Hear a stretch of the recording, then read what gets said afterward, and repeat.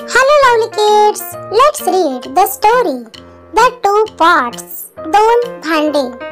English moral story with Marathi meaning. Short English moral story for easy learning.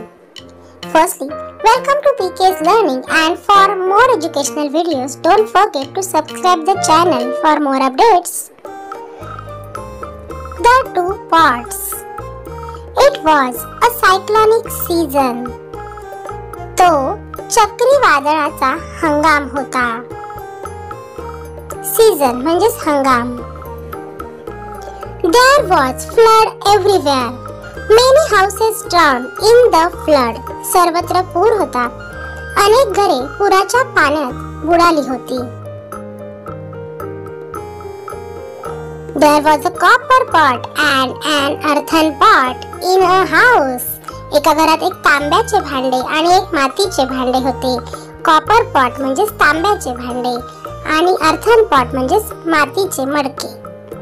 Both these were washed away in the flood to a river. हे दोन्ही पुराच्या पाण्यात वाहून नदीत गेले. The copper pot called the earthen pot and said, "My friend, you are made of mud.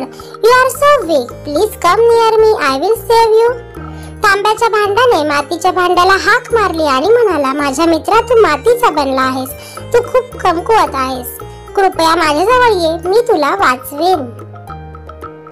The earthen pot replied, "Thank you for your kindness, my friend, but let me swim to the bank by myself."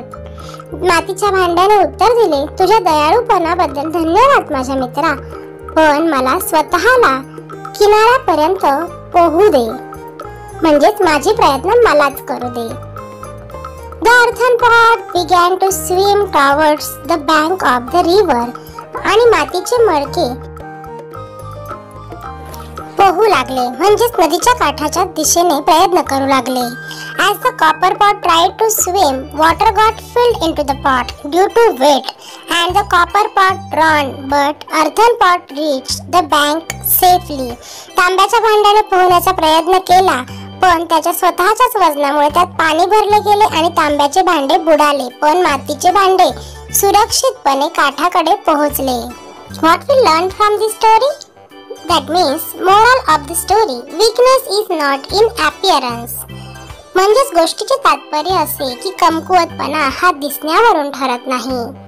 ह्या कथेत मातीचे भांडे तांब्याच्या भांड्यापेक्षा दिसायला कमकुवत असले तरीही त्याच्या प्रयत्नांमुळे ते काठाकडे सहज पोहोचू शकले. मग मुलांनो, यश मिळवण्यासाठी तुम्ही प्रयत्न करणार ना, कारण प्रयत्नांती परमेश्वर. Thanks for watching. हा व्हिडिओ, ही गोष्ट जर तुम्हाला आवडली असेल तर नक्की लाईक करा, आपल्या फ्रेंड्स सोबत शेअर करा आणि अशाच उपयुक्त व्हिडिओसाठी चॅनलला नक्की सबस्क्राईब करा. धन्यवाद.